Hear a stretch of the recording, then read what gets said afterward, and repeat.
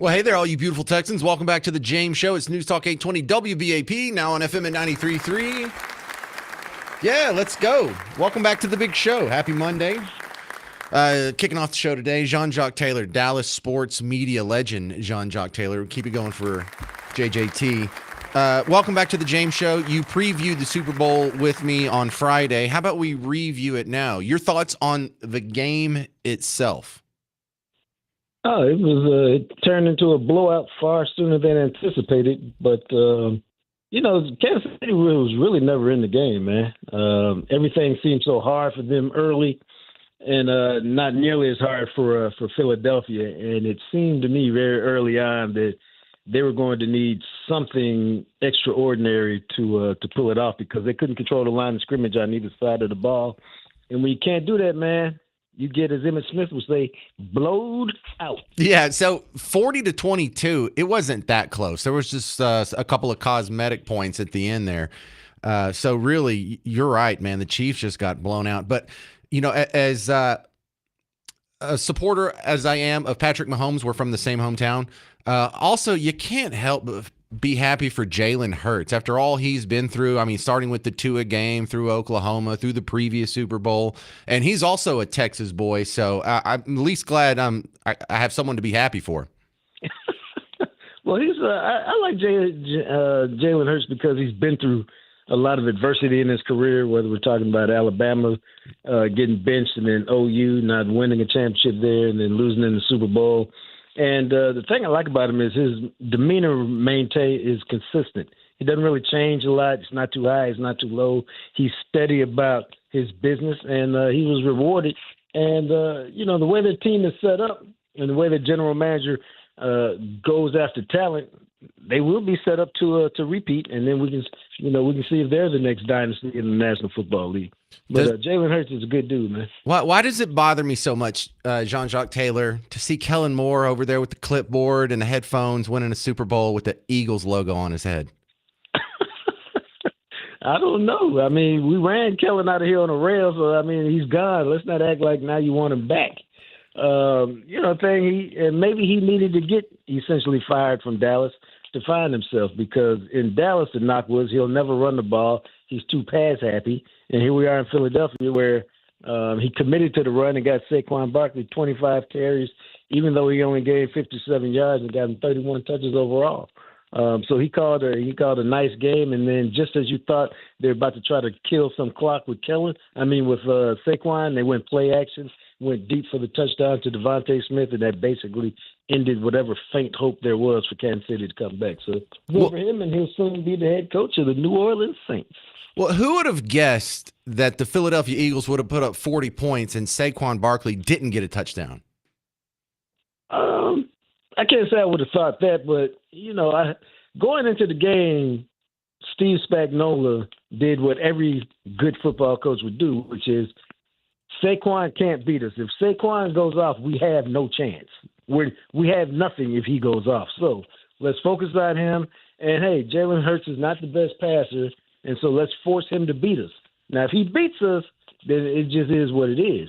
And that's what happened. Jalen Hurts, I think, was 17 of 22, 211 yards, ran 11 times for another 72 yards, was cool, was calm, and he was easily the best player on the field last night. Agreed. So let's talk about basketball now. What's with this Mark Cuban rumor? He tried to stop the trade with Luka, and Nico didn't listen to him. Is that what I'm hearing? Is that true? I don't. Here's my take. It's irrelevant. Once you sold the team, you don't get to stop nothing. If you wanted to make sure that Luka was here long term, keep the team. Because here's the deal. Cuban, and one of the things people like about Cuban, he's a true fan of basketball. He's a true fan of the Mavericks. He has an emotional connection to the Mavericks. He sold the team, 73% of it, to a dude who has no emotional connection to the Mavericks, who is not a basketball guy, who's a businessman, who sees the team as an investment. So once you sold it to that guy who doesn't have any emotional investment in the team, you can't be all surprised when they make moves that show they don't really have an emotional investment because if you did, you never would have traded Luka because you'd have known what the backlash would be, what the fallout would be. But as a businessman, you're about the bottom line. Yeah, so you made the deal. It's kind of hard to feel sorry for Cuban when he got $4 billion or whatever it was to. Yeah, I like Cubes. Yeah, but he's got no say anymore. He's got no juice. He's got no power. So the fact that you tried to appeal to Nico is like, Nico's like, hey man, I like you, but I don't answer you no more. Patrick Dumont is my boss. All right, so let's talk about Anthony Davis. He got injured his first game here in Dallas, and some people were expecting this. I think they're a little bit pessimistic, but is this already proven to be a bad trade if Anthony's hurt?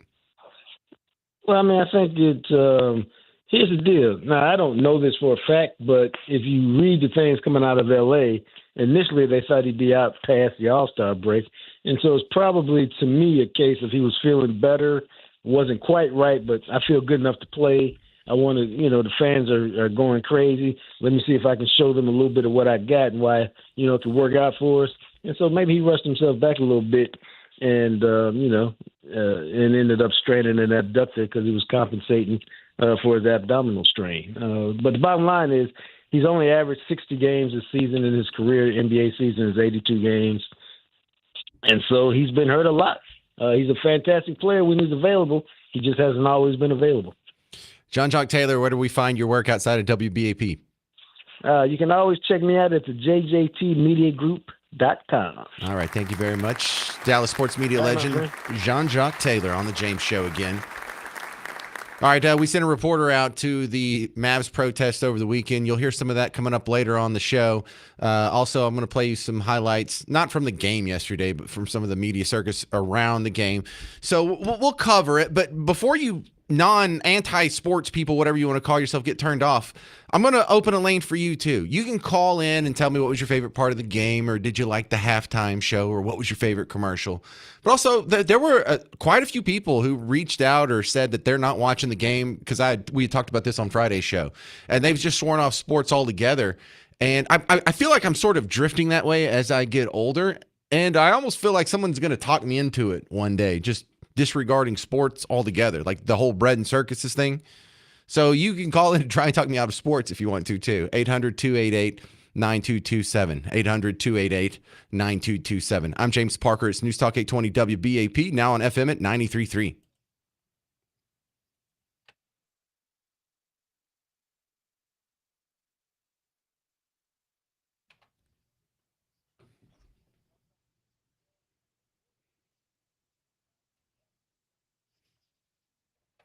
James Parker here with Bob Lavelle, Home Marketing Services. If you are looking to buy or sell or buy and sell a house, this is the first guy you need to call. Bob Lavelle, tell them how easy it is calling Home Marketing Services to get that home done. Well, everybody out there has one of those little push phones, so all they have to do is call 972-392-9595, and you know what? They're going to get somebody to answer the phone that says, how can we help? And if they're looking to get out of the rent race, stop paying the landlord, making them richer, we're going to show them how we can get them kind of our one-stop program, as we call it. Go down the hall. Our mortgage people pre-qualify them. We'll sit down and talk to them about what they're really looking for. And if it exists, we're going to have it. If it doesn't exist, we'll have a builder build it. And that's about the simple version you can get, James. What about the guy who's concerned about their credit? We do have a department that works with folks that have some bumps and bruises on credit, and we show them how they can get their credit improved by using the federal guidelines, federal law. Those credit repair places, James, if you've heard of them, we tell our clients, don't walk away from those, because unfortunately they just don't do a whole lot of good. What we do, it stays corrected and off, and we teach, it's all about education, teaching clients how to do the right thing. All right, call Bob Lavelle if you need to get a home, 972-392-9595, 972-392-9595. He has the classic website, blessyourheart.com, or 972-392-9595. Thanks, Bob. Thank you, James.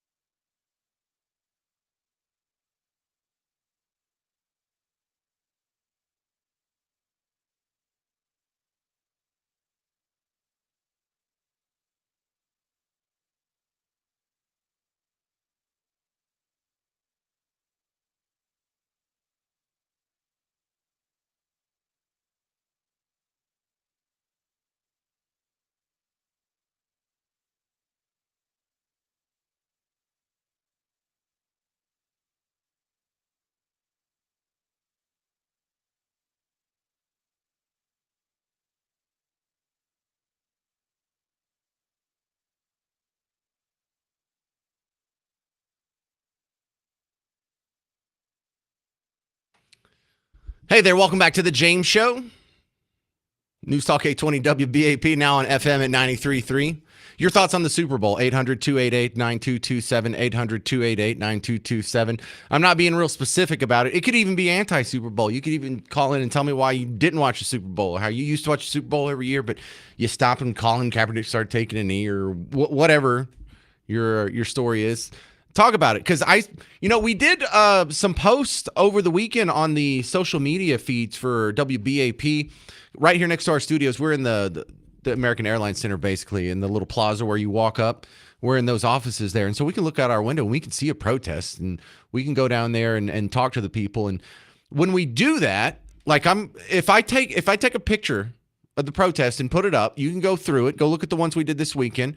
There's going to be maybe 1 out of 8 or maybe 1 out of 10 people that are like, sports are stupid. No one cares about basketball. Stick with the news. This is dumb. No one cares. And well, apparently you care enough to put a post about it. If you truly didn't care, you would skip over it. You wouldn't even pause. So it's not that you think sports are irrelevant. At some point, sports have rubbed you the wrong way. At some point, sports have turned you off. That sounds like an ex-girlfriend or ex-boyfriend, probably the more likely scenario. You guys that gripe about basketball, like, you take it personal.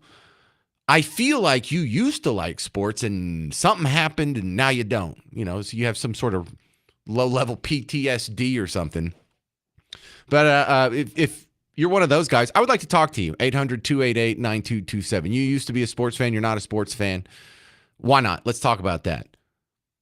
Another thing I want to bring up, because I think I'm going to be different than pretty much everyone else you'll hear on WBAP today. This is Jack over on Facebook. I'm trying to put it up on the screen, but it's a real long message. He says, the halftime show was a disgrace. The NFL has become so woke, it'll do anything to get viewers. I was in the industry. Rap and hip hop is not a legitimate genre of music. It's a cultural phenomenon, just like the old beatnik cafes back in the day. The NFL needs to get quality entertainment and stop bowing down to a specific demographic. They need to get out of politics. I pretty much disagree with all that, but a lot softer than you think. I don't think you're an idiot, but I think the NFL is actually less woke than it was last year. In fact, this is the first Super Bowl since 2021 where we haven't had end racism in the end zone. Did you see they changed the messaging? It became less woke. So if you do have, and there's no doubt the NFL is taking the wrong side of a lot of political issues as of late, but I think they've gotten better. I think they've kind of gotten the message. Now, if you're saying hip hop's not a legitimate genre of music, well, that's just a subjective opinion. I can't talk you out of that. I like the halftime show. I don't think it was a disgrace. I think a lot of people are underwhelmed when they see hip hop because it just doesn't. I'm a fan, but it does not lend itself well to live performances. You don't have a band behind you. You can't see the guy playing guitar. You can't see the guy playing drums. And look, there's all kinds of little nuance there. It's like, well, if something's cool, if they're playing live instruments, then when the Red Hot Chili Peppers were on like 5 years ago and they didn't even have their instruments plugged in, does that make it a disgrace because they weren't actually playing live instruments? All those pop stars, most of them are lip syncing most of the time, whether it's Lady Gaga or Beyonce or whoever. So how is that? That's not really that different than hip hop. They're all faking it at the halftime Super Bowl, or usually they're faking it. I don't think Prince was faking it. Didn't he do like In the Rain? So there's some exceptions, but hip hop's not even the worst. The worst genre of music that in a live setting would have to be dance music, techno, EDM, electronic dance music, stuff you hear. When you're up way too late and you go to the wrong club and everything's got black light on it, that stuff. Dude, do you ever go to a live concert for someone like that? Like I went to a Marshmello concert last year, and I like his music, but I mean, he's just sitting behind a table hitting buttons. I mean, there's nothing going on. He's not even talking. Like you can't even see his face. He has the big dumb marshmallow on his head the whole time. Like there was nothing going on. I was like, this is the least concert I've ever been to. And he doesn't just play a CD. He made a mix, and I guess he's just running around and playing it for you in different cities. But even if he's like mixing it on the spot, they're using software like Serato, and they're not even really beat matching anymore. There's almost no skill to that. But the thing I liked about the halftime show is Kendrick Lamar sang a song about how hip hop is filled with pedophiles. That last song he did, "They Not Like Us," the one that Kamala quoted, what was that, at the BET Awards? That's a song about how Drake's a pedophile. And you had 70,000 people singing, trying to strike a chord. It's probably A minor. Dude, that was hilarious. I ate that up. Because, look, it's also like, how far can you take a diss track? How far can you take a beef? How about calling someone a pedophile at halftime of the Super Bowl? That's as far as you can take a squabble like that. So I appreciate it. I understand a lot of people aren't impressed. And I got to tell you, I'm not impressed by hip-hop as a live product. But I still like the Super Bowl. It was all right. What was the other one? Oh, yeah. NFL needs to get quality entertainment, stop bowing down to a specific demographic. Well, dude, if they're going to bow down to any demographic, that's the one. 70% of their players are black. So I'm not surprised that they get a little extra attention when it comes to halftime shows. Plus, it's just popular music. That was like the number one song of 2024, wasn't it? That or like, I think $1 Million Baby or something. But no, I actually liked it. So call me crazy. The other thing I wanted to show you that's kind of counter to this, Jack, is did you see what Patrick Mahomes, the first thing he tweeted, it was like after midnight last night. I don't know if he crushed a couple of Coors Lights, but he says on Twitter/X, I appreciated all the love and support from Chiefs Kingdom. That's their fan base. I let y'all down today. I will always continue to work and try and learn and be better for it. Want to give thanks to God for every opportunity he has given me. We will be back. Okay, so thank God. Well, right after the Super Bowl, Aaron Andrews goes and puts a microphone in front of the winning quarterback's face, Jalen Hurts. First guy he gives credit to. Little fella also named God. You got back, and now you're a champion. How does that feel? God is good. He's greater than all the highs and the lows. And I think, personally myself, I've just been able to use every experience and learn from it. The good, the bad, all of it, using it as fuel to pursue my own greatness. And I think I couldn't do any of these things without the guys around me. We had a special group this year. We were able to learn from the past and get some nice new pieces and get over that hump. Both of the quarterbacks, thank God. I mean, that's not awesome, but it's progress, right? Sandra Denton, you're on WBAP. Your thoughts on the Super Bowl last night? Last year and this year was one of the first years I watched it. I'm a big, huge Steelers fan, but I stopped watching when they got really woke. Gross. And a little bit last year was kind of not so much. I mean, they had started getting back to normal, and this year I felt it was really normal. And I just want to say I actually enjoyed the Kendrick Lamar halftime show. Thank you. Rap is music. It's awesome. I love all kinds of music. I listen to country. I listen to hip hop. I took my husband to the opera this year because I listened to it too. I just think we should be a little bit more open when it comes to music. I am amused by people who have really strong opinions on, like, I'll ask you, Sandra, as a DJ, a guy who doesn't play any instruments, can't read music, but he can mix a beat in front of a party. Is he a musician? No. I see. I don't think so. Then how do you call hip hop music? Because that's where their music comes from. Yeah, but it's like they write. A lot of them write their own lyrics, or so then they're poets. They put a different Okay, but not musicians. A little bit more poetry, but not. Okay, I'll give you that. I love it. I got to run, Sandra. Appreciate it. And I'm not saying that's my position. I'm just demonstrating how that's a difficult subject. It's subjective. How can you come up with a solid definition on that? Your thoughts, 800-288-9227. I'm James Parker. It's News Talk 820 WBAP, now on FM at 93.3. Hey, sports fans. Did you have fun with Prize Picks last night? We won't talk about how old Parker did here. I just thought Saquon Barkley would get in the end zone. No big deal. But hey, now there's basketball, so we can turn around and we can have the same fun that we added to the football season with basketball. They got the All-Star break coming up, and so you can score a couple of lineups before then. Just go on the Prize Picks app, get a lineup of 2 to 6 players. You look at their statistics, and you pick more or less. And they do kind of interesting things, like for LeBron tonight. I believe he has a 40. Is he going to If you add up his points and his rebounds and his assists, will it be more than 40? More or less? It's a bunch of fun stuff like that. Or you can pick a single statistic, but a lineup of 2 to 6 players, and you can turn a little money into a little bit more money. Use promo code WBAP to get $50 with your first $5 play. That's right. I'll give you money to play with. Download the Prize Picks app. Use promo code WBAP. And I can keep this job. I got kids that need to go to college. But also, it's $50 with your first $5 play. Prize Picks. Run your game.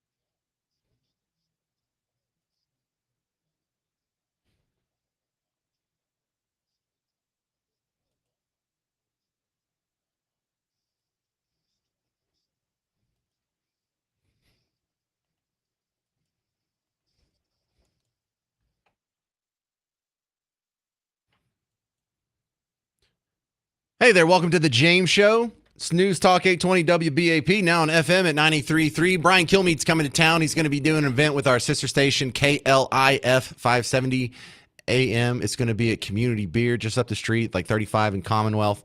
Not too far from here, February 26th. And so when I get off the James Show, I'm going to put up the podcast, and I'll probably get there just in time. It starts at 6 o'clock, and you're invited.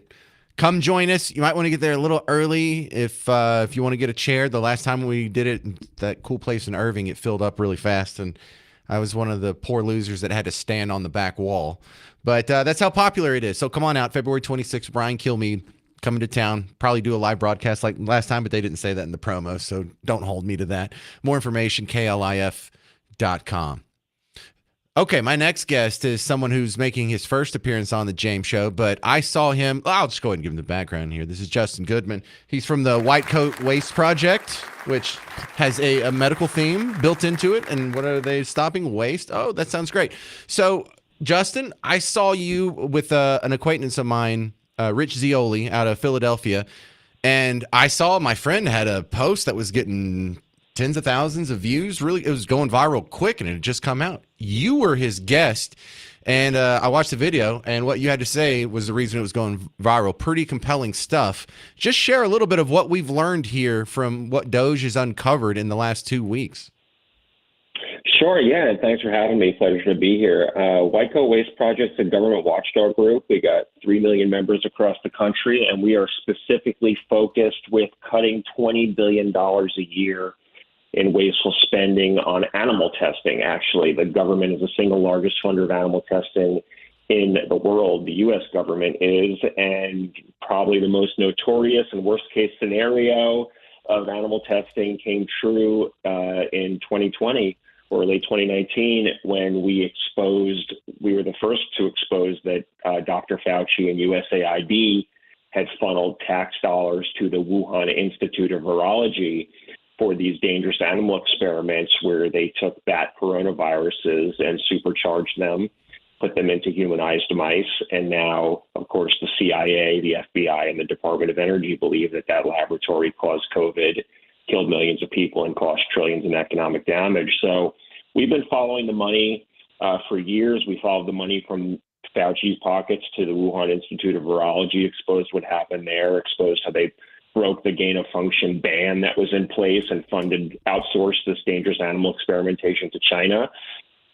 And we've been working to unravel the cover-up that ensued over the last 5 years and hold Dr. Fauci and others accountable, and also make sure it doesn't happen again. All right, this sounds like a wicked term. What is a humanized mice? A humanized mouse is when they breed mice. They could do it with other species too, but mice are common. They breed them to have human receptors, so they can have human lung cells in them or other types of human attributes.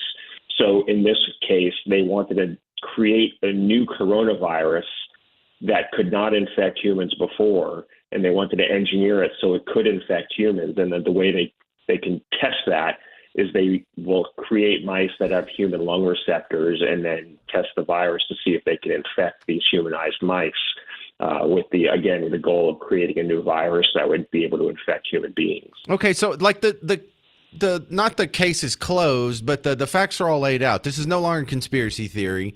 Anthony Fauci was doing dangerous research that was made illegal. So instead of stopping doing it in Carolina, he moved it and went in a partnership with the Chinese Communist government to open the lab in Wuhan to do things that were illegal here. And he did it with our tax money. And then when it got out, he ruined our economy, our children's education, and lied to us about it, and then kept profiting.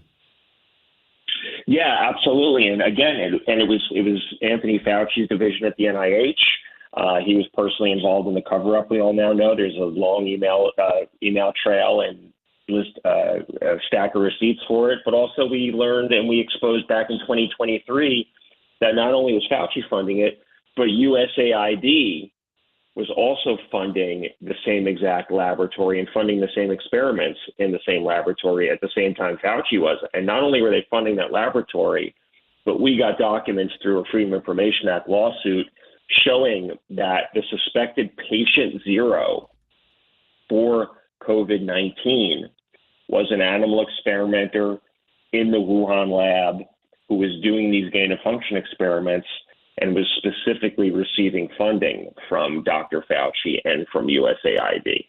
All right. So, Justin Goodman, you're one of the founders of White Coat Waste Project, and we are spending almost $900 billion or so on Medicare every year.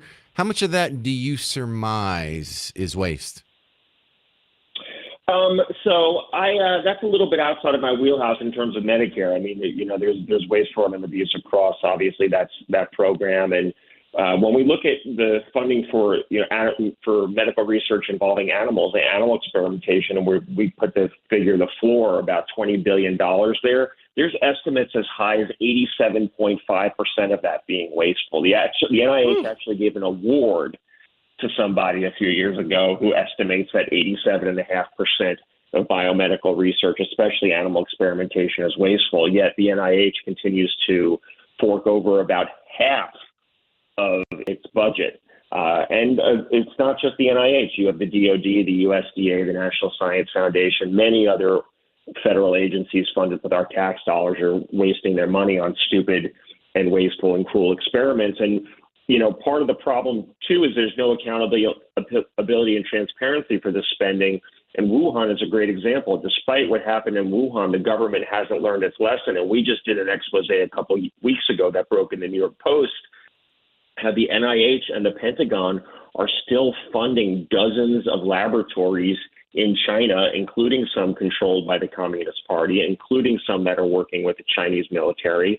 And in one project that we just got documents for, the NIH and the DOD are paying for 300 beagle puppies a week to be force-fed and injected with experimental drugs and restrained for completely unnecessary testing in a Chinese laboratory. Who are the psychos doing this? Is there just a small strain of psychopathy in the medical industry? I think animal experimentation certainly attracts its fair share of psychopaths and sociopaths. Well, even if you're not one, you do that for a couple of years, you'll make yourself into. You can condition yourself to be just a person, an empath or whatever it's called.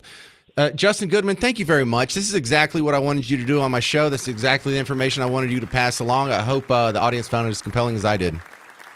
Thanks, Jake. All right, find him online, White Coat Waste Project. There's White Coat Waste at White Coat Waste on X. He is Justin Goodman. It's a great cause and some good info there. Great addition to the show. All right, I'm James Parker. Your thoughts on that? News 800-288-9227, 800-288-9227. I'll share you some of the feedback I'm already getting on the Super Bowl, the Mavs protest, and if anything pops up from Justin, I'll pass that along as well. I'm James Parker. It's News Talk 820 WBAP, now on FM at 93.3.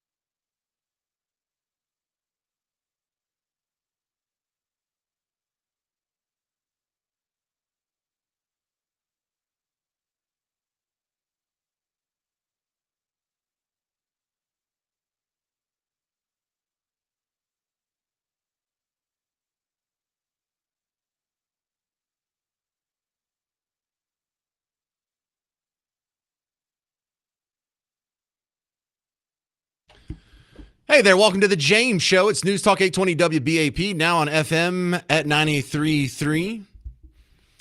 So over the weekend, they had a bit of a protest on Saturday about the, pardon? About the Mavs trading Luka away to the Lakers. And I was kind of baffled by the response of a lot of people who chimed in and said no one cares. Well, obviously you care. You would have just pass it up if it really meant nothing to you. So some of you people are anti-sports, which fine, be anti-sports. I'm not faulting you. Maybe I'm thinking maybe I should be anti-sports actually. Because you've heard the old adage, if we played half as much attention to what our government's doing as we did to our favorite football team, this place would be the Jetsons by now, or whatever analogous paraphrasing you want to use of that. But there's a point to be made for that. All these people who are out there ticked about the Mavericks, ticked about a basketball team trading a good player for a player that's not quite as good. Can they name who their congressional representative is? Can they even name who the mayor of Dallas is? Could they name the vice president right now? And listen, you listen to WBAP, so you probably know the answer to all those questions. But you've never been a guy out with the microphone in the street. Just go. You should do that sometime. Go down to Deep Ellum on a Saturday and catch some people that are just walking from their parking spot to whichever bar they're going to and ask them if they know who the vice president is. You will be surprised that it might be more than half of the country at any given time, if you just put a microphone in front of their face, can't tell you who the vice president is. I know you're thinking, James, you're just saying crazy things to be sensational on the radio. I promise you, man, people do not. There's about 40% of this country that has no idea what's going on.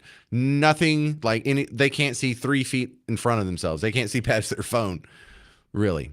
But are you one of those people? Because I think I'm sort of sliding into that. I've actually ditched all sports but football at this point. And, there's like 10 different reasons for that. One of the things I hear often is, I don't like the NFL, but I like college football. It's still pure and the kids they're not just a bunch of spoiled millionaires. They're playing the game for the right reasons. I disagree. That's not what college football is anymore.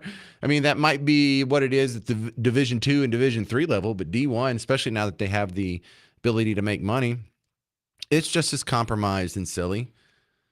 But I used to pay attention to basketball, and I used to even try and pay attention to hockey and baseball a little bit when I was a kid, but it took too much time. I was doing other things. I was chasing my career. I had side projects. I like to play music or actually go out and actually play sports and not watch sports. And so that's another thing I hear. But I guess generally what I'm asking is, should sports get less attention from the media and society as a whole? Does our society put too much of an importance on sports? Now, James, not me, another James, he sent me a Facebook message. He said, I quit caring about sports mainly from playing high school football for 4 years. I prefer to be playing instead of just watching. I shared that. There was one of the things that was special about sports and especially football when you're a little kid is these guys are doing things you can't do. These guys are just these great Adonis athletes that if you got on the field and you took a hit like that, it would probably snap your neck and you would die. But these days, I probably outweigh all the cornerbacks in the NFL. I mean, not put together, but I don't know. It did kind of lose some of that magic. It did kind of lose some of that Olympic god awestruck feeling as a kid when you became an adult. And now these kids, technically I'm old enough to be Patrick Mahomes' dad. I think we're like 17 years apart. And considering, I'm from Bug Tussle, that's kind of when we start having kids out there. Some of us. Most of them are my cousins, but you get the point. 800-288-9227. 800-288-9227. All right, stick with me. Man, we got a lot of good stuff coming up. First, coming up, after the break, you're going to hear a replay of Governor Abbott, the governor of the great state of Texas, is on the WBAP morning show saying some things that I think you will find are important. You'll hear that next. We have my friend Jimmy Fela coming back on. He's on our sister station, KLIF, and you've probably seen him on Fox News all over the place. He has the weekend show now on Fox News that he's hosting by himself. We'll get all caught up with him. He's coming back to the James Show. at 4:05, and then at 4:30 we're playing Dead or Alive for 2 tickets to see Brooks and Dunn. So if you can't stick around for the rest of the show, come back, check out the podcast. Got a lot of good stuff lined up for you. I got to tell you about where's my little liner here? Sorry about that. Kansas, that's who it is. Kansas is one of the contests I'm supposed to tell you about. They're going to be at the Pavilion Toyota Music Factory July 20th with 38 Special and Dave Mason. But we're doing the ticket giveaway. You text the word Kansas to our number, 800-288-9227. That'll enter you in the contest to win a pair of tickets to see Kansas. You can either type in Kansas, the band, or the state. Either one works. 800-288-9227. I'm James Parker. It's News Talk 820 WBAP, now on FM at 93.3.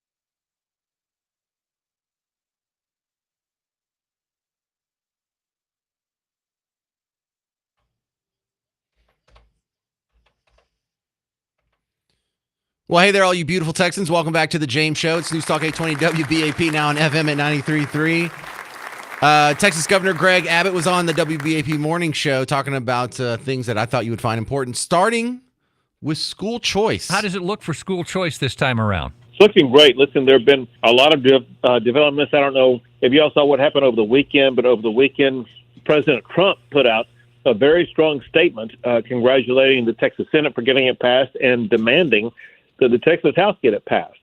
And in the aftermath of that, I saw a lot of tweets or X's, I guess, by Texas House members saying that they are all in. And it's consistent with what I'd heard before. You know, in the aftermath of the elections that I campaigned for last time to make sure that we would have enough votes in the Texas House, it looks like the way things are going right now, we're going to have those votes. It does seem different this time around, Governor. I know this has been something you've been championing for a very long time, and you do get the sense right now, just with everything you see on social media, and the push does seem to be going in that direction. It really does. And so things are lining up, but it makes common sense. And I just got to make this one point about it, because people get this so wrong, and that is some people, critics, the opponents, act like, well, you're going to defund public schools to prop up this school choice program. That's completely false. Not a single penny of the school choice program is coming from public schools. They're separated separately, just like education and transportation are funded separately.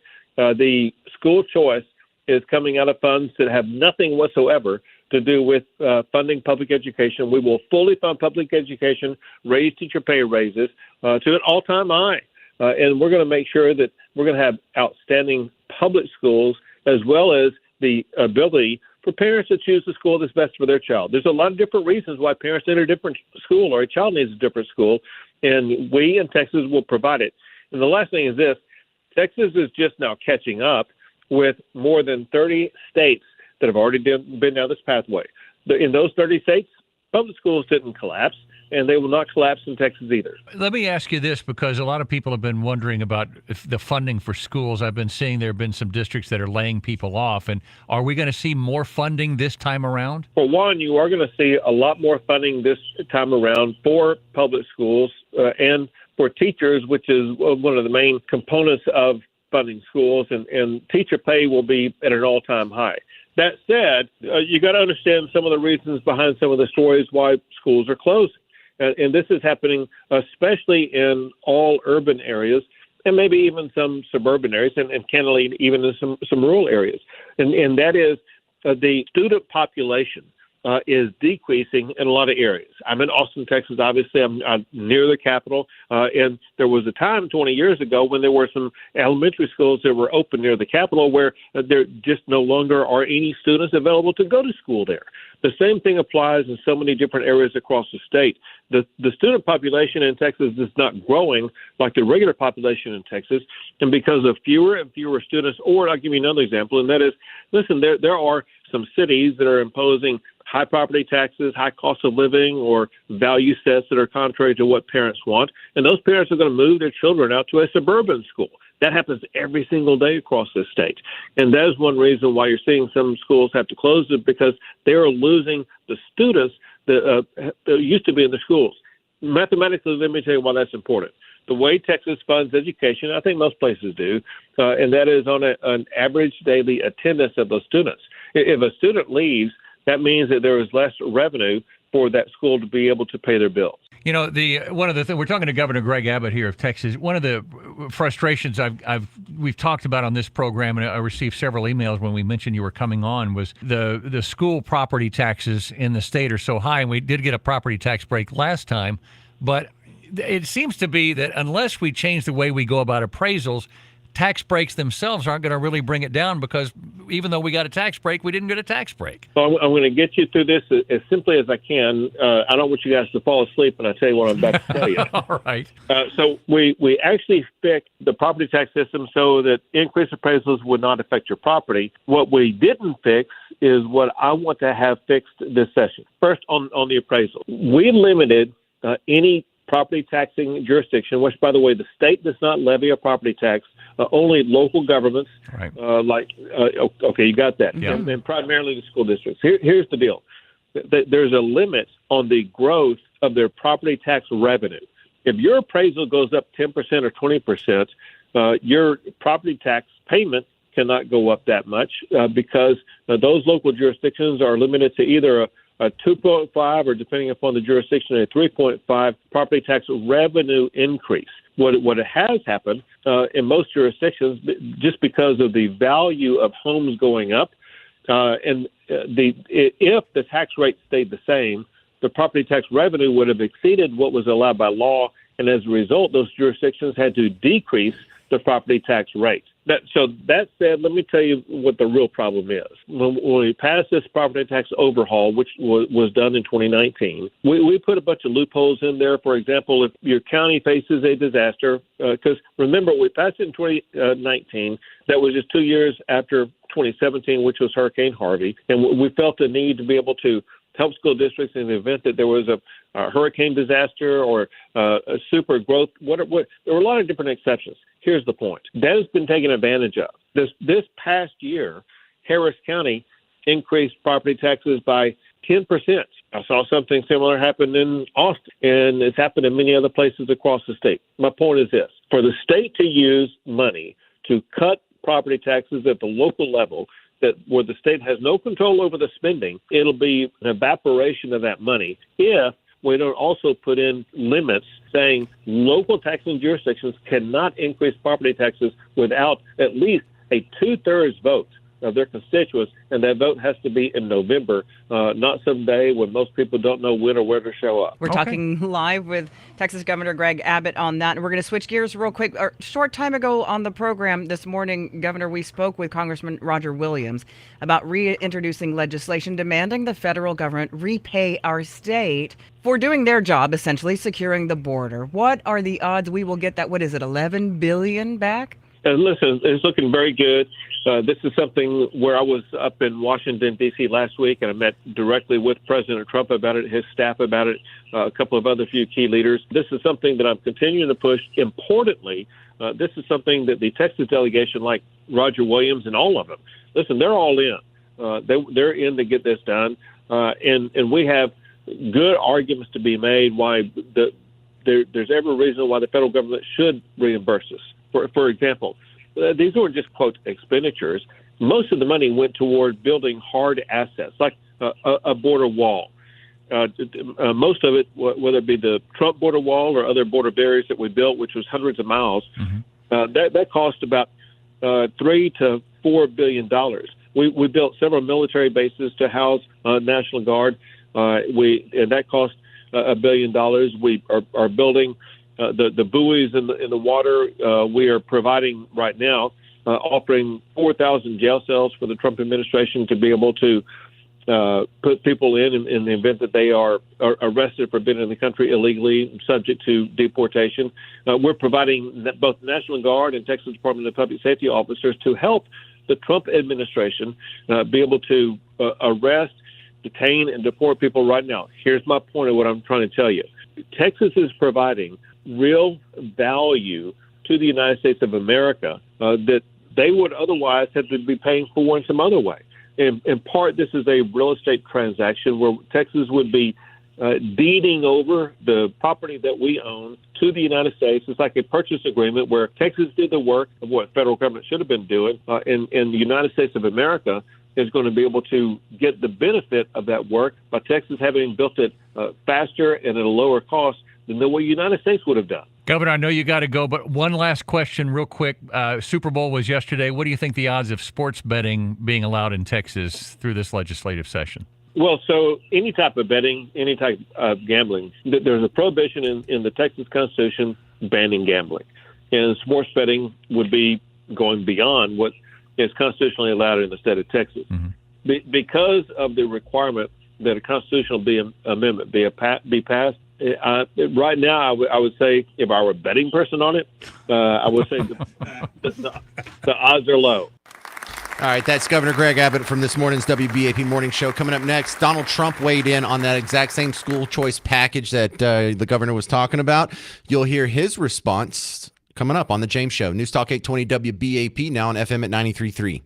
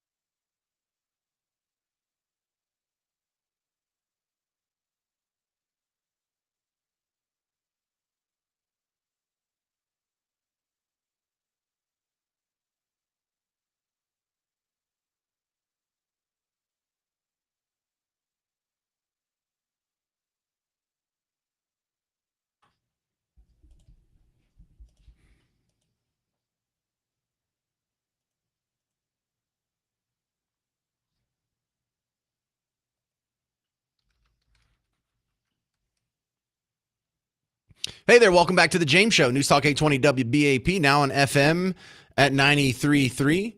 So you just heard Greg Abbott on the morning show, and I don't know about you, but the number one thing I want to know out of the governor right now is, are we going to get school choice? I got 4 kids in school, and I'm not even saying I would take advantage of it, but so many of the problems that we have going on, with whether it's Common Core math or critical race theory being taught in schools, or if there's obscenity in the libraries, or whether or not you're allowed to mention the Bible, all of these problems, legitimate debates, but they're predicated on the fact that we're forced into a prepaid government monopoly called public schools.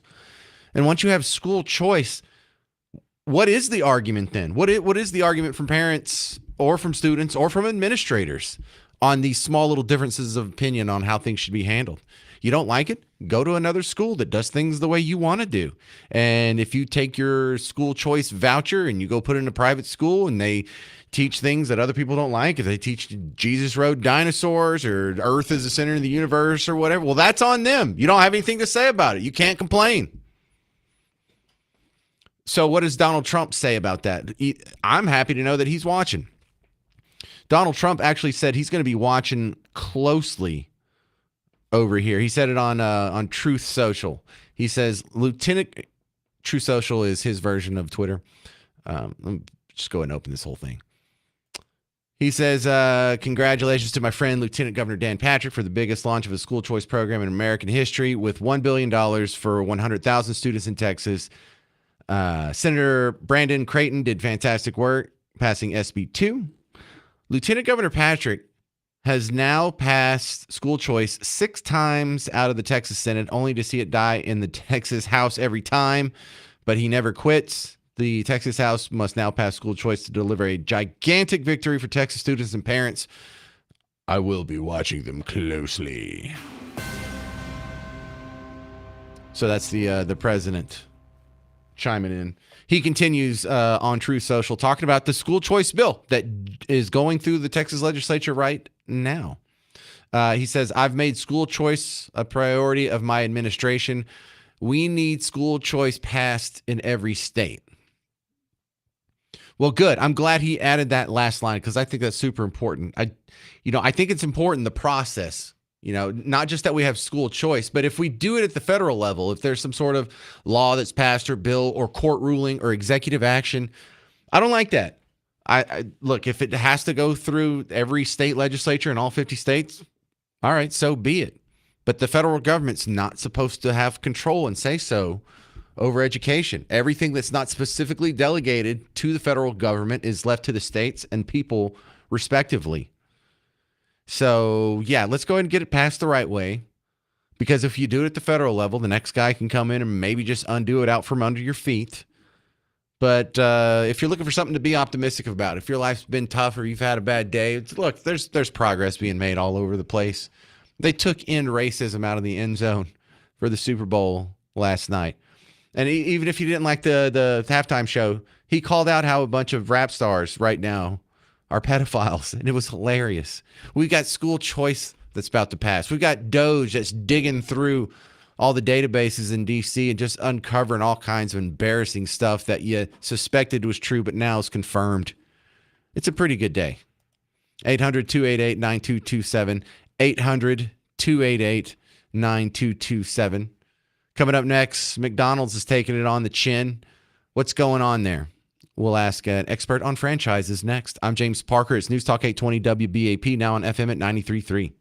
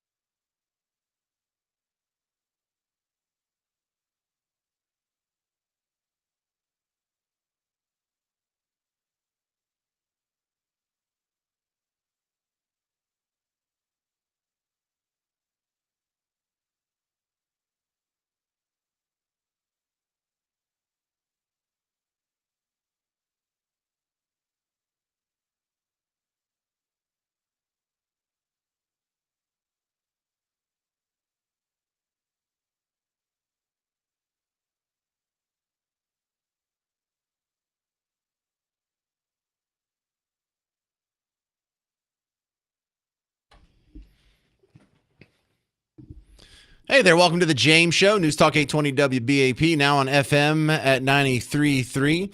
If you want to jump in on the big show, 800-288-9227, 800-288-9227.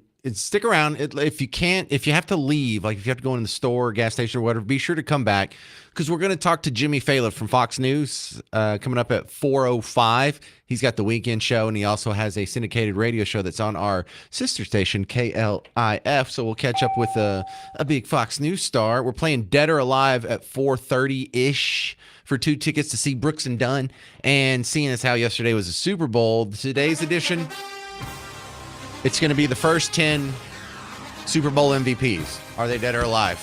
You don't even remember all the names, but that's for tickets to see Brooks and Dunn coming up in about an hour or so from now. And also, we are having Brian Kilmeade come to town February 26th if you want to meet him. He's from Fox and Friends. He also has a Fox show and a syndicated morning show that happens to be on our sister station, KLIF 570. If you want to go to that, it'll be at Community Beer. There's more information at klif.com, but really all you need to know, Community Beer, 35 in Commonwealth, just a few miles north from where I'm talking here, next to the American Airlines Center. And he'll be there from 6 until, I hate to say just 6 to 8, because he actually hung out for a good hour or so and just had some beers and was chatting with random people last time. So I'll be there.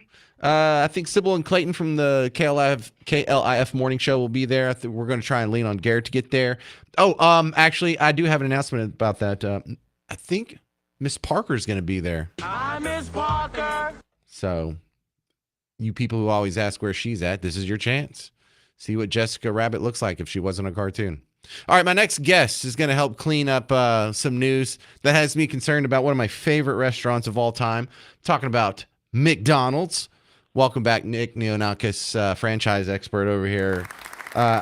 Look, hey, James. I'm a big fan of the Golden Arches. Are they in trouble?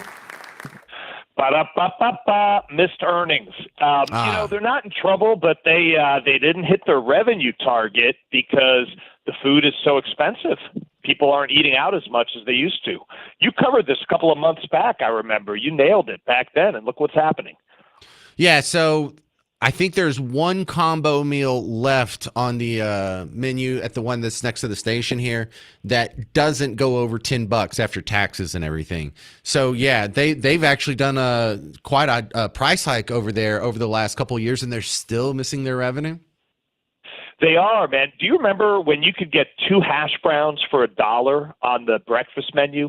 And now it's like $2.29 to $3 across the country. So what happened is their revenue came in. It was $6.39 billion in the last quarter. Wall Street was expecting $6.44 billion. That's out of about 40,000 locations worldwide. They hit their earnings, which is why the stock went up today. But the reality is, if you are not selling more food and you are doing stuff to create efficiencies to squeeze more out of each dollar, or you're charging more per customer to get those earnings up, that's not a long-term sustainable business model. Well, are they sweating bullets because RFK is coming after them? Are they going to have to adopt beef tallow or something? I don't know, man, but whatever RFK does, Trump loves his McDonald's, so I think they're going to be okay on that front.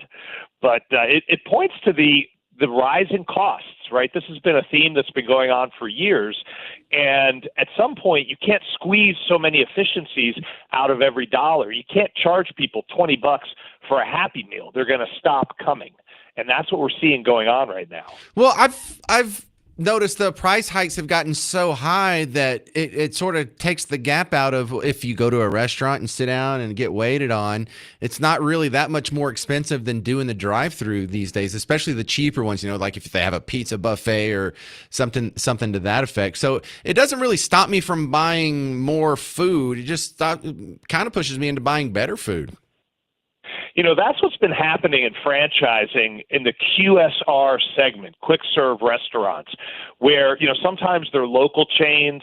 In Dallas, you've got Phoenix, a great restaurant chain. And you're seeing that all around the country. So people are always going to eat out.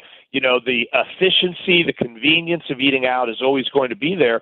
But then you start deciding, where am I going to drop my 20? At McDonald's or something maybe a little bit better?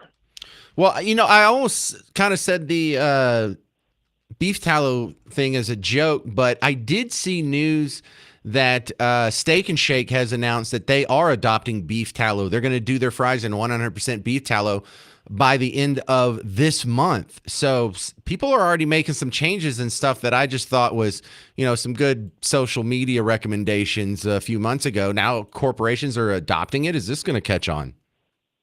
It's definitely something that we're keeping an eye on, and maybe we can report back on what the adaptation is of non-traditional, or I guess it would be traditional types of fats going back to the way it was. Yeah, we're re-traditionalizing our fats, I think is what we're doing there. Is there a word for that, Nick? I don't know, but I think we're going to coin one.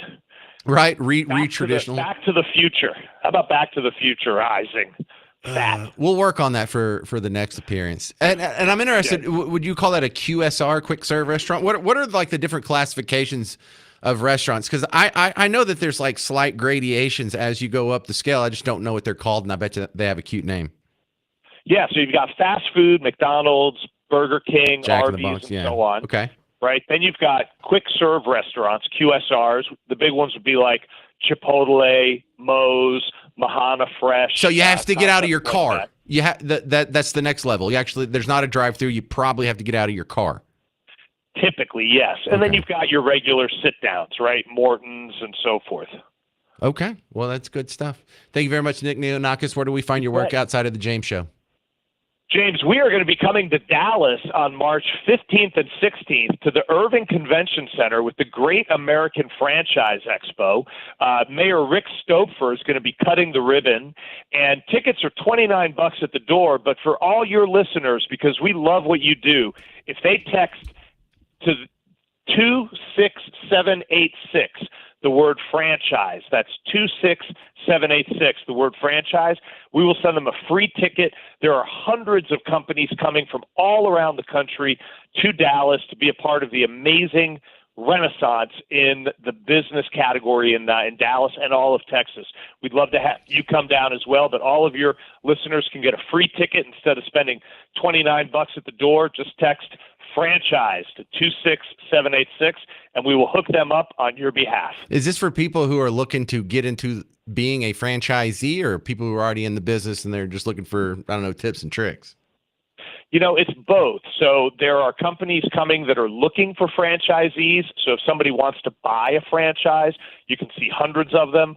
Or if you have a business and maybe you are going to be the next McDonald's or Great American Franchise, you can come down. There's seminars, experts, funding, banks, lawyers, everything you need in a weekend to either buy a business, grow your business, or franchise your business. Will there be beef tallow? I'm kidding. You don't think so. Nick Neonakis, thanks for being on the James Show again. Appreciate it, sir. Thanks, James. Take care, everyone. Yeah, I think that's how I delineate how nice my restaurants are. Do you have to get out of your car? Is the first question. Do you have to get out? Is there going to be a bag involved? Do they hand you your food in already something made of paper? 800-288-9227. 800-288-9227. Coming up next, DOGE is unveiling some pretty nasty, wasteful spending. Some of this you probably already suspected. I'll break it down for you next on The James Show. News Talk 820 WBAP, now on FM at 93.3.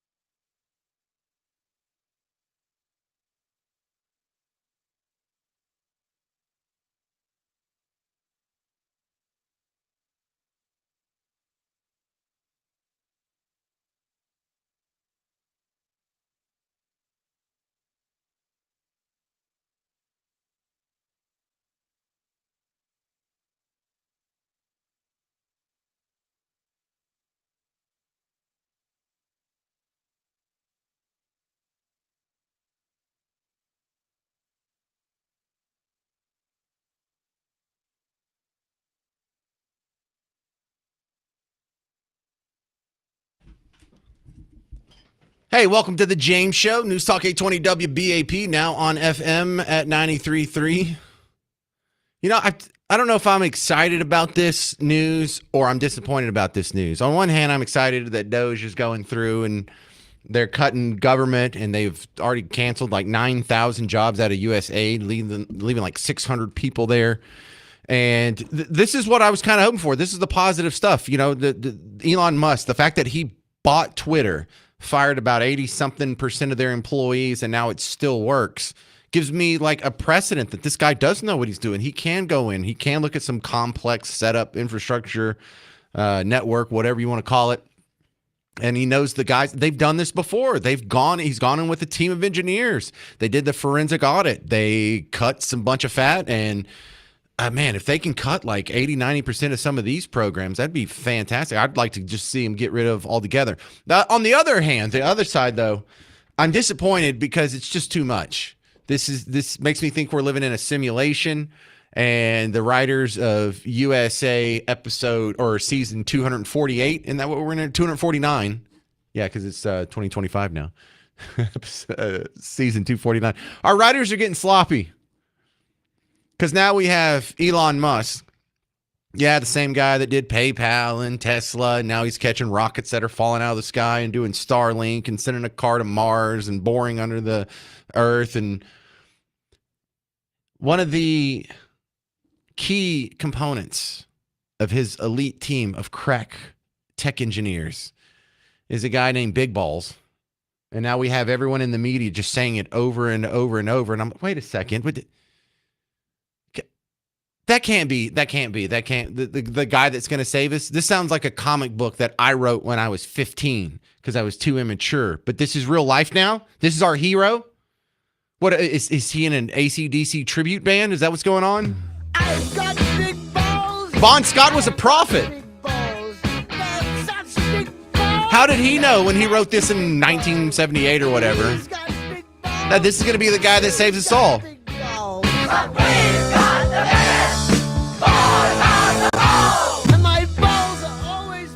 Yeah, your balls are always bouncing in the Treasury Department, and I think they're going to go to the Department of Defense next. Now, this will be super interesting. You might enjoy this as much as I do.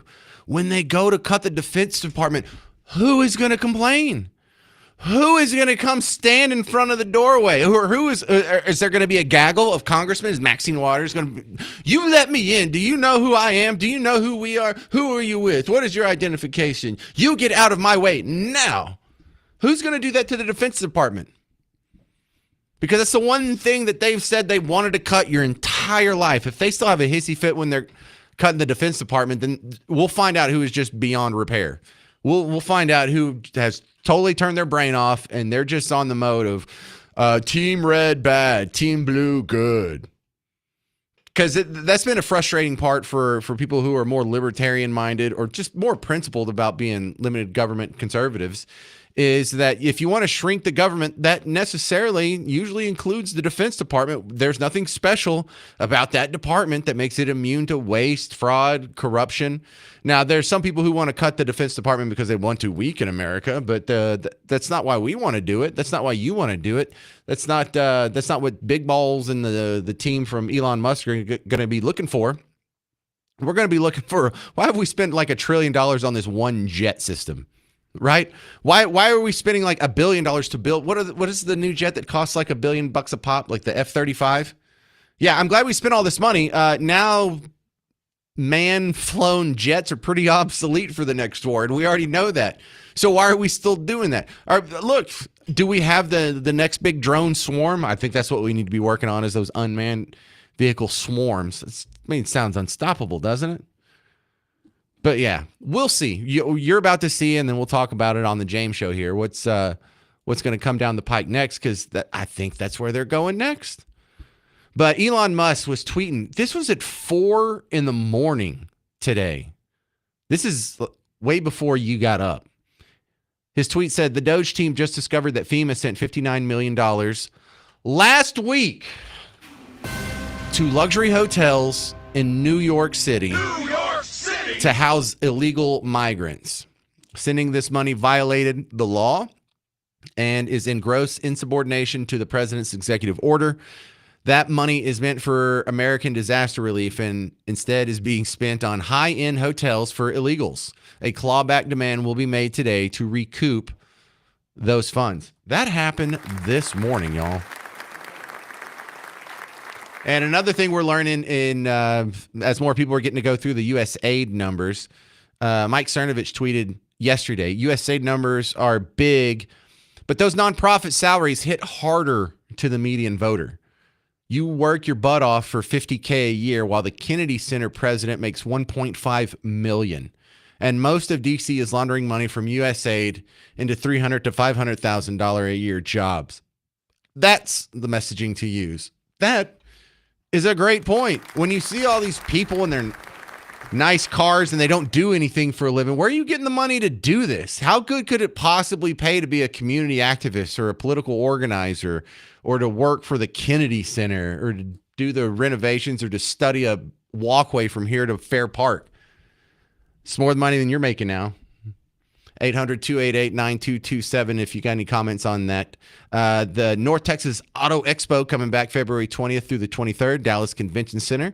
You can get behind the wheel of a Chevy, Jeep, Ram, or take a spin on the outdoor ride and drive, or test out an Audi or Mercedes-Benz on the indoor EV track. Did they have that last year? I didn't see the track last year. I guess I should have walked around the whole thing. Text the word auto if you want to win a pair of tickets. Car guys, text the word auto to 800-288-9227 to win a pair of tickets. That'll get you entered in our contest. The word auto, A-U-T-O, 800-288-9227. For the rest of us, NorthTexasAutoShow.com. Coming up next, Fox News host and KLIF host Jimmy Failla is on the James Show. It's News Talk 820 WBAP, now on FM at 93.3.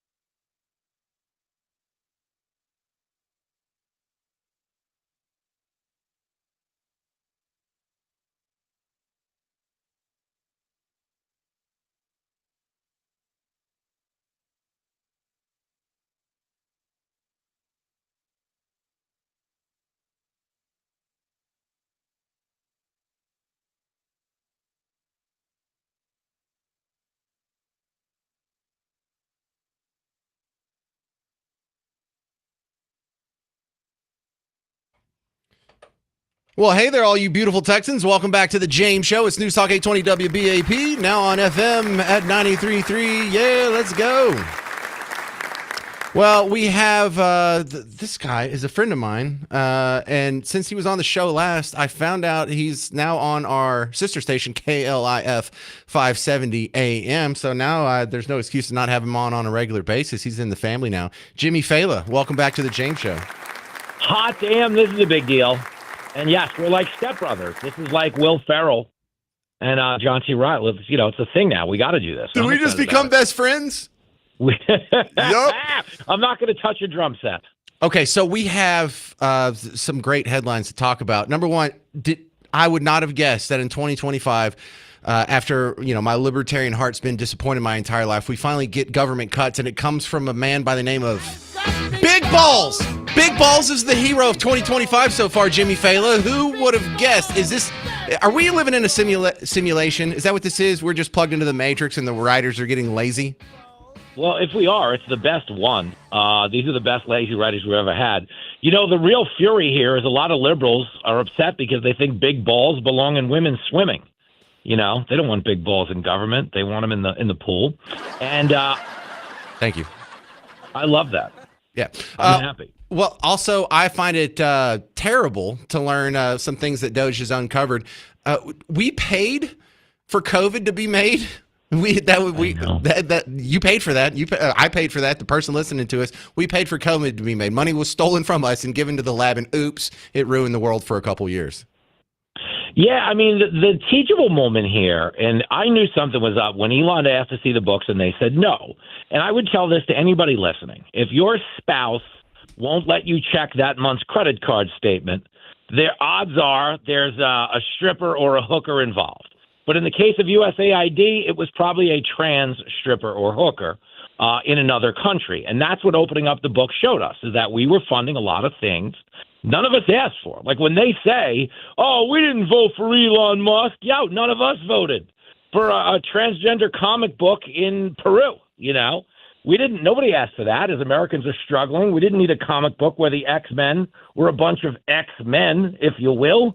And I think that's the beautiful, glorious crescendo this is built to, is your libertarian heart is actually seeing its fantasies fulfilled. I don't know how long it's going to go on for. I'd hire a food taster if I were these guys. Right. Well, I also enjoy that the debate is so weak on the other side. Like the complaints against Elon Musk, there's just weak sauce. Like it's a private citizen that's going to have access to your personal info. It's like, yeah, but who had access to it yesterday? Some other unelected guy that you don't know of? Like, why is Elon Musk more scary? He started PayPal and your information didn't get out. So I'm not sure if there's people I trust more with my private info than a guy who started multiple tech companies.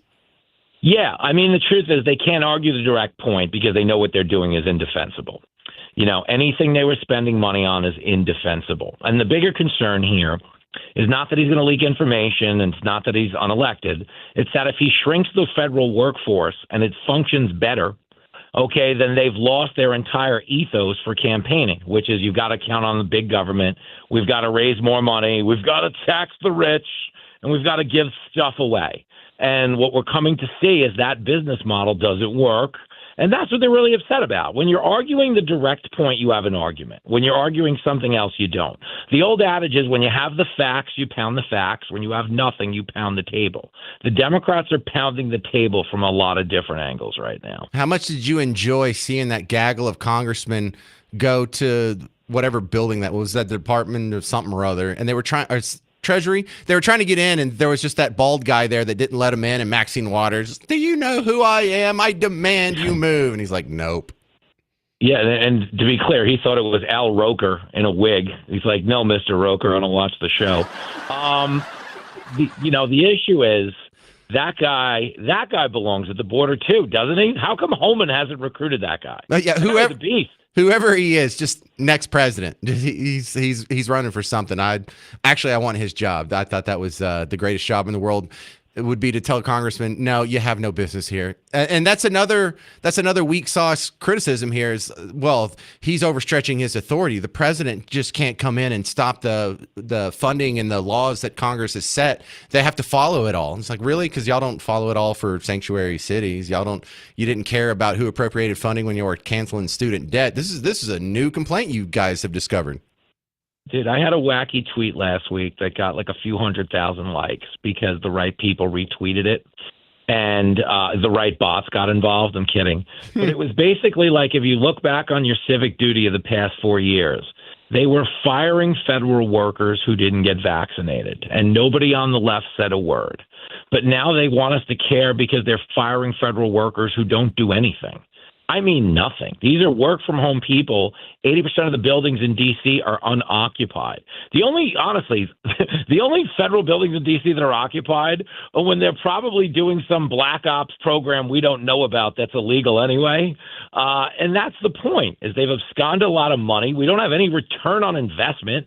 I was joking on my Saturday night show. If we're promoting tourism in Egypt, that's an actual pyramid scheme by definition. It's the only tourism they have.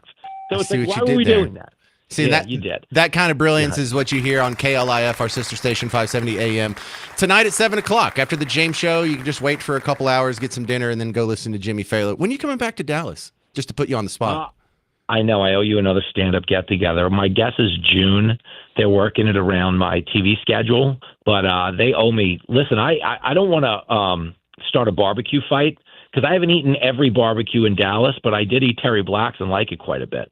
Now, I don't want you to think I can't be bribed into endorsing a different chain. I'm a rib away. I have no loyalty. Okay? All right.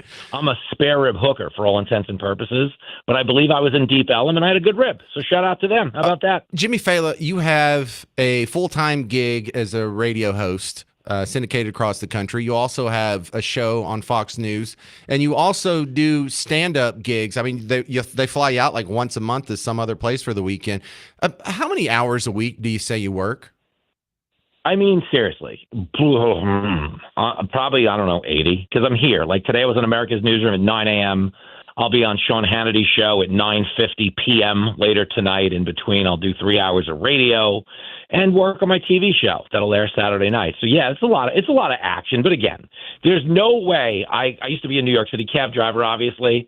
There's no way I could call up the New York City cab driver, Jimmy Fallon, and tell him about the long day TV guys having. You know what I'm saying? Hey, I know you're getting shot at by a hobbit on the Van Wyck Expressway, but I just had to get hair and makeup and talk for 4 minutes across from some starlet on TV. It was just brutal. Say a prayer for me, pal. That's good stuff. All right, Jimmy Fallon, thank you very much for stopping by on the James Show. We'll have you on a regular basis now that you're in the family. And coming up next, I was going to ask Jimmy about this. We just kind of ran out of time. The first impeachment movement from Congress is already in the works, and it's based on dastardly deeds. You'll hear the audio next on the James Show. It's News Talk 820 WBAP, now on FM at 93.3.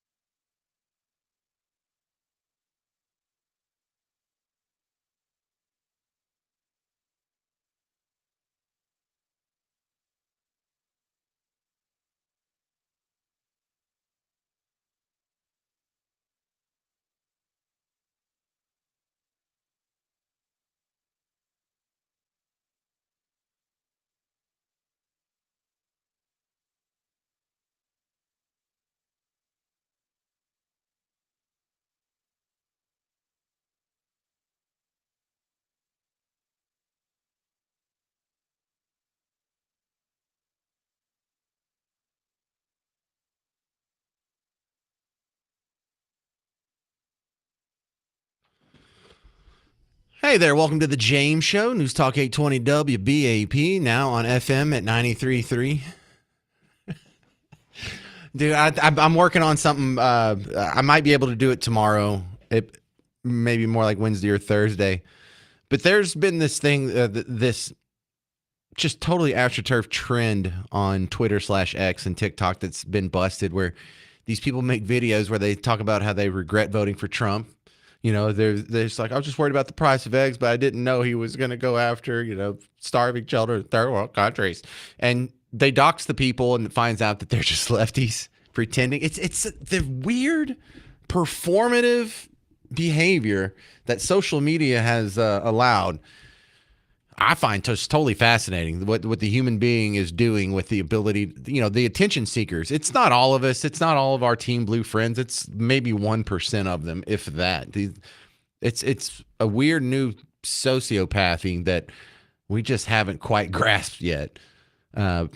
But look for that. Also, coming up in about 15 minutes, we're going to play Dead or Alive for a chance to win tickets to see Brooks and Dunn. They're going to be at WinStar World Casino March 21st. So if you want to go ahead and get on the phone for that and you got 15 minutes to sit around, you can call in 800-288-9227, 800-288-9227. In the next segment, when we do Dead or Alive, it will be the Super Bowl MVP edition. I'm taking the first 10 Super Bowl MVPs, and you got to tell me if they're dead or alive. It's from Super Bowl 1 through 11 because Bart Starr won it the first 2 years. So don't Google it. Don't cheat. But if you want to go ahead and call in, try and win some Brooks and Dunn tickets, 800-288-9227. The other thing we got going on is the Brian Kilmeade's coming to town. He's going to be doing a station event with KLIF, our sister station, February 26th, 6 p.m., community beer. You can check out more info on that, KLIF.com. Well, Trump's been in office for a couple weeks now. It's about time he gets impeached. Al Green, a representative from the Houston area, is moving forward, trying to make some progress with his articles of impeachment. I don't expect him to go anywhere, but he gets to make some speeches, and the news gets to cover it, and they get to say weird adjectives, or I guess it'd be adverbs like dastardly. Is that I rise to announce that the movement to impeach the president has begun. I rise to announce that I will bring articles of impeachment against the president for dastardly deeds proposed and dastardly deeds done. I also rise to say that the impeachment movement is going to be a grass-up movement, not a top-down. The people have got to move forward. The people have to demand it. And when the people demand it, it will be done. I did it before. I laid the foundation for impeachment. How'd that work? And it was done. Nobody knows more about it than I. And I know that it's time for us to lay the foundation again. On some issues, it is better to stand alone than not stand at all. On this issue, I stand alone, but I stand for justice. For what? For dastardly deeds? Why give it? Why let Al Green do that? Like, Democrats, that's not a good look. You got a guy, and looks aren't important. It doesn't mean he's a bad person.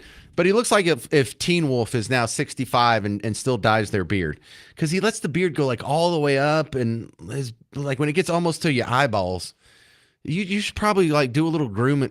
I know that doesn't matter, but it just looks weird because now he's going out and he's saying things like dastardly deeds. Like dastardly deeds. No, I don't know what you're talking about.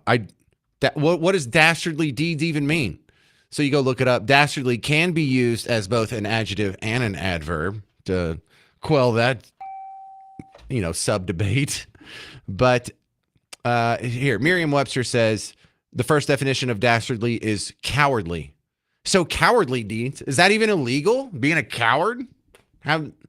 That's not an impeachable offense, being cowardly. The second definition says characterized by underhandedness or treachery. So dastardly deeds is underhandedness, treacherous deeds. See, that's not a very fulfilling definition. Because in the Constitution, Section 4, Article 2, Section 4, where it says, gives the power for Congress to do impeachments, it says the president, vice president, and all civil officers of the United States shall be removed from office on impeachment for and conviction of treason, bribery, or other high crimes and misdemeanors. Well, what's the treason? What's the bribery? What's the high crimes and misdemeanors? I don't think we have any of that. And he didn't even say anything specific. He just dastardly deeds. That's what you got. You're gonna waste your first impeachment attempt on you don't even have like a Ukrainian phone call. You don't even have like a made up insurrection that you can hyperventilate about. Just dastardly deeds, huh? Boy, they're gonna cruise right through 2025. That I don't think that's stopping anybody, sir. All right, coming up next, we're gonna play Dead or Alive for a chance to win Brooks and Dunn tickets. And if you can't get on the phone, just play along in your car because it's going to be the Super Bowl MVP edition of Dead or Alive next on The James Show. I'm James Parker. It's News Talk 820 WBAP, now on FM at 93.3.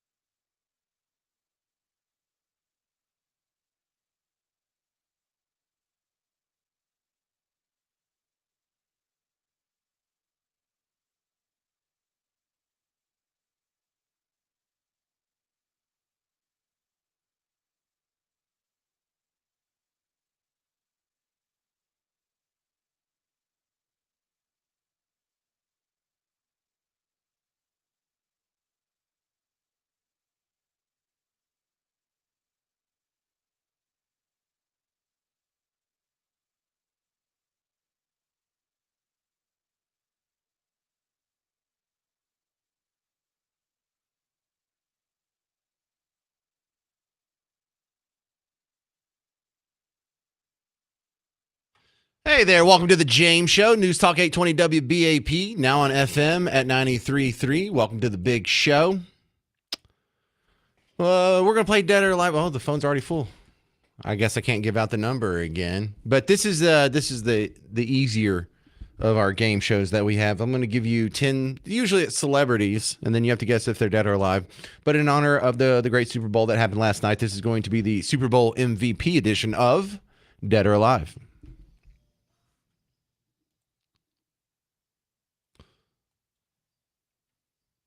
Thank you, Mr. Jovi. Welcome to today's edition of Dead or Alive.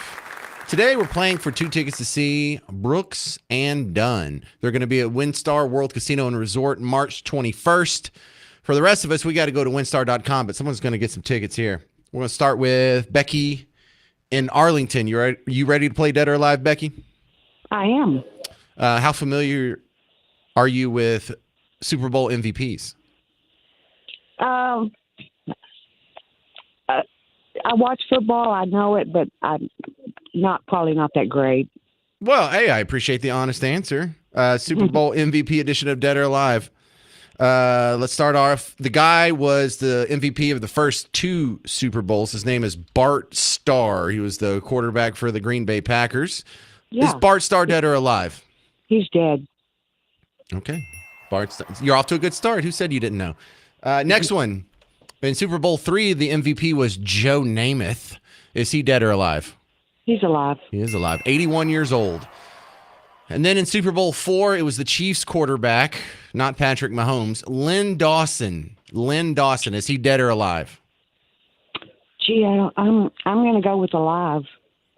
No, Len Dawson left us in 2022. Oh, sorry, okay. Becky. All right, moving on. Grady in Fort Worth, you ready for Dead or Alive?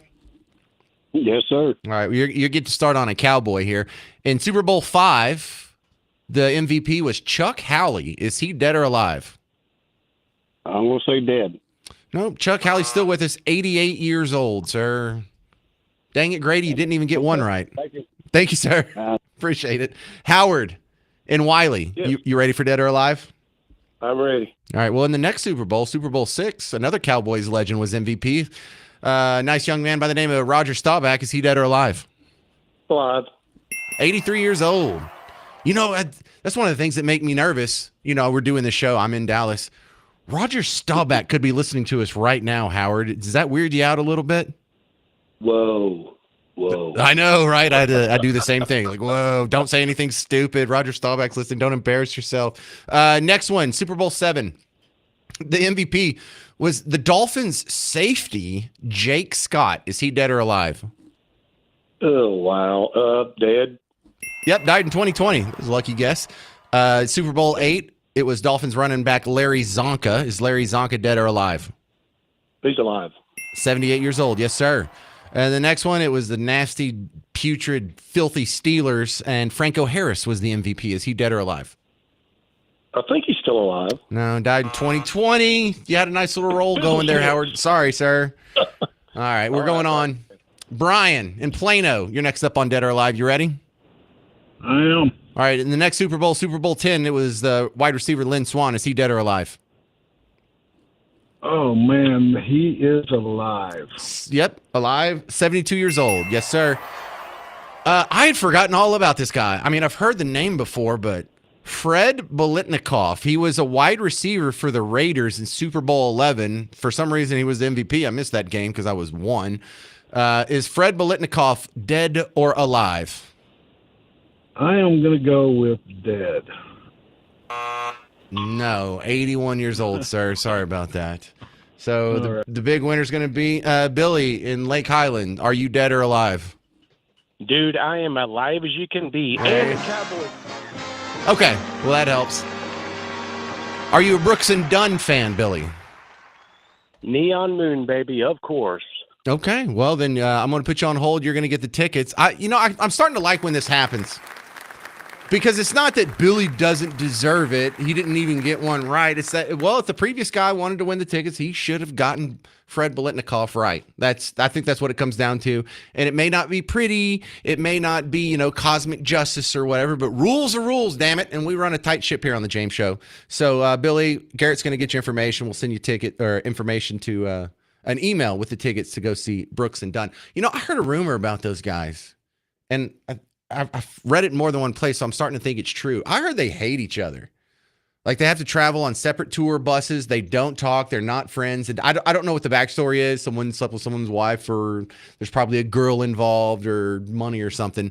But I read that the only time they talk these days is when they're literally on stage. And other than that, they can't stand each other. And I just thought, what a private nightmare that must be for those guys. You have your biggest arch enemy in the world, and it's what you're known for.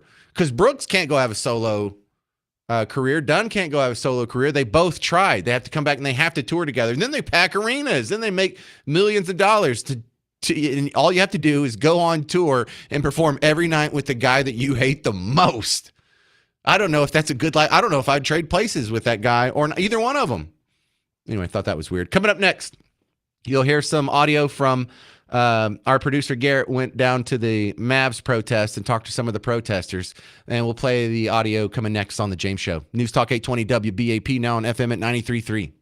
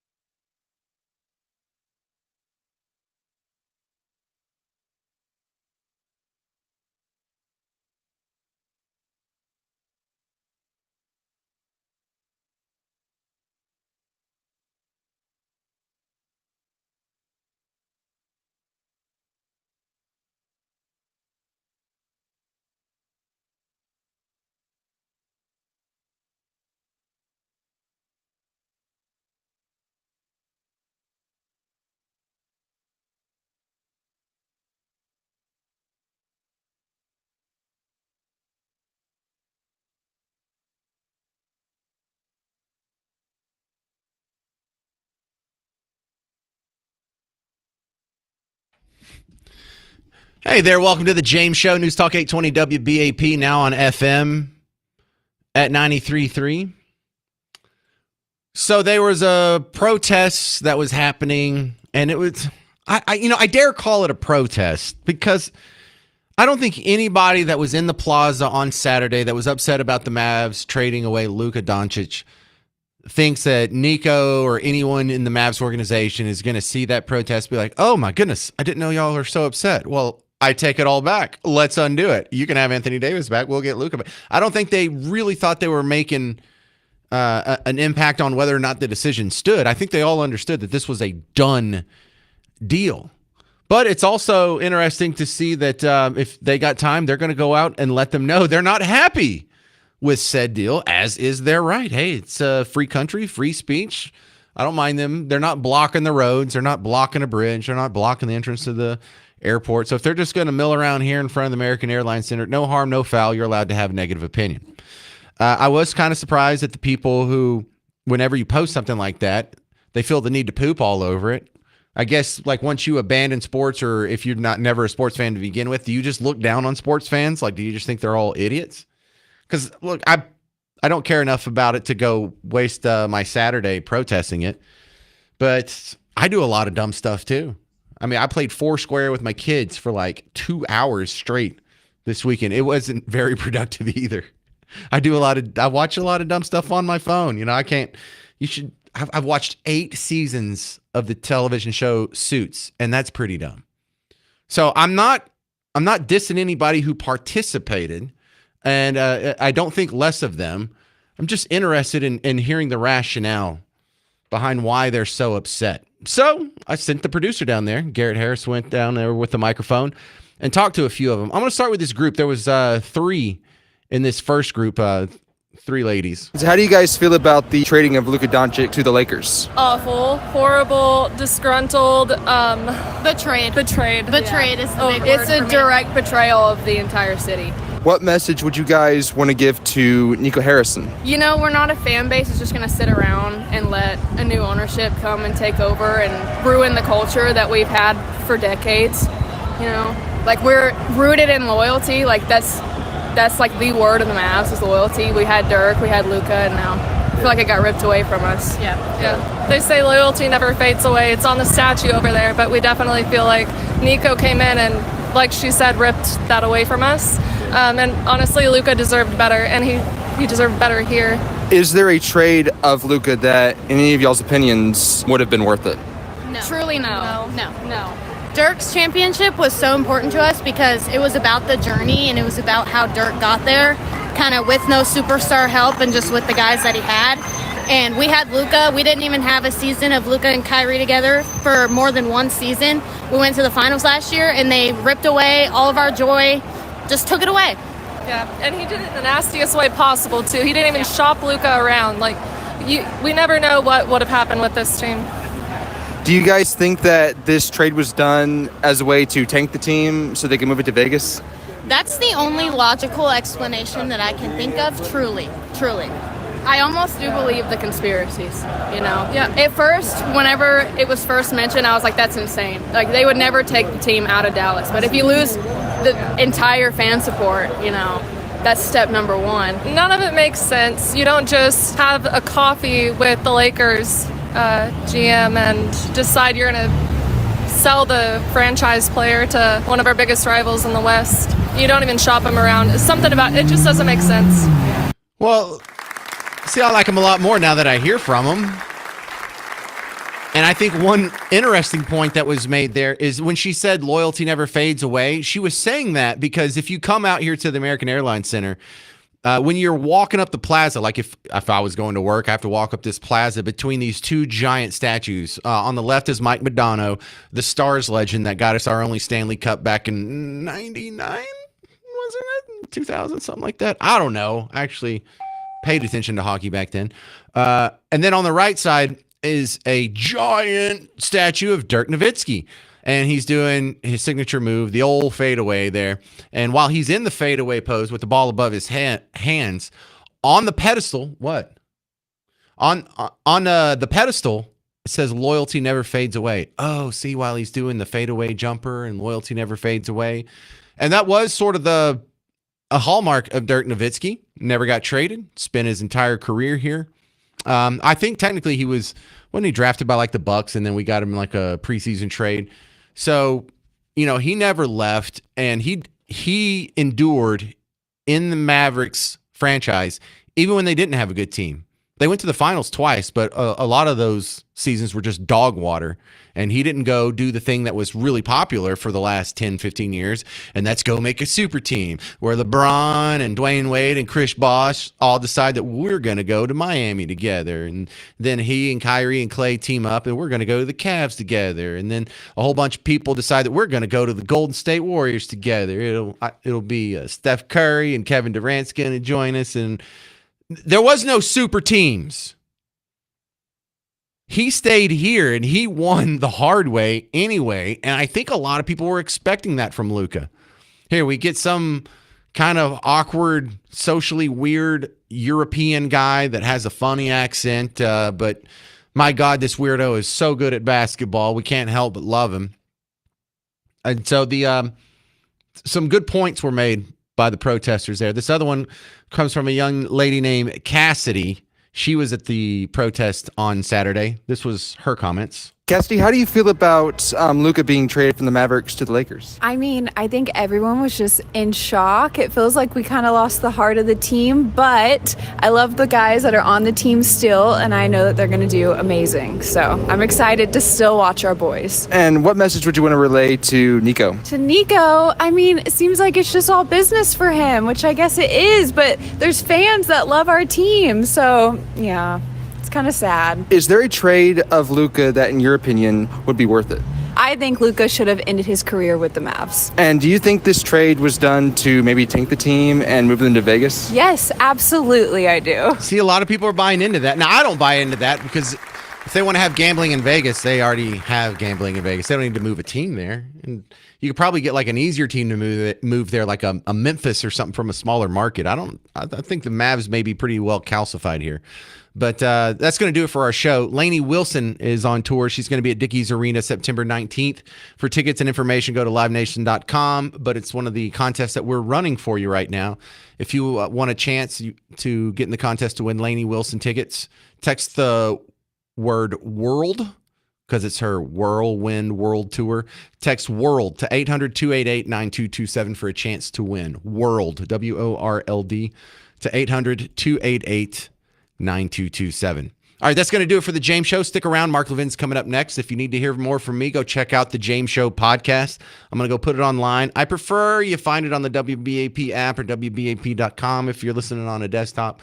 But I understand that you probably listen to podcasts somewhere else, and whatever app you're already on, whether it's Spotify or the one that rhymes with pie chart or just the old Apple podcast app. Look for The James Show. Like, follow, share, learn it, love it, live it. I'm James Parker. It's News Talk 820 WBAP, now on FM at 93.3.